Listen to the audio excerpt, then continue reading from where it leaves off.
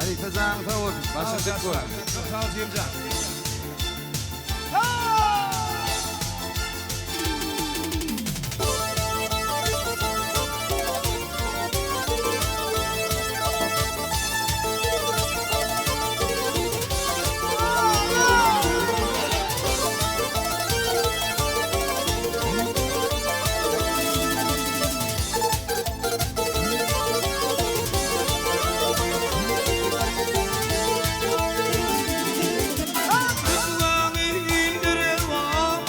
Sıtma kaşımı Yine telvimde Geybe paramı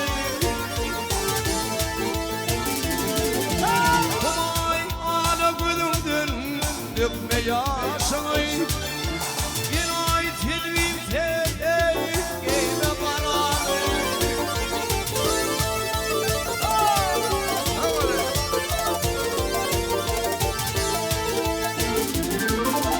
Gelmenin padişahım tahtımda vardır.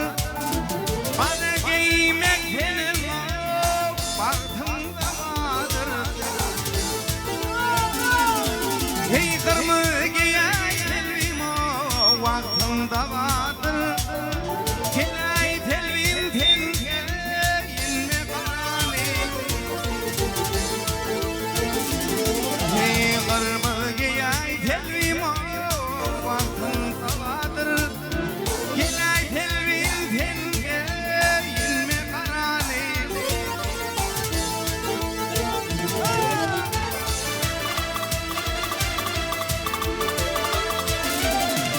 Ay Hevraniye kayna Yüreğim coşkur Taşı olmadı Lokmatı pişmedi Ey gülgün giyin telvi Kara yaraşma Yine telvim Geybe baranı Hey kırmızı giyay telvim o kara yaraşmaz.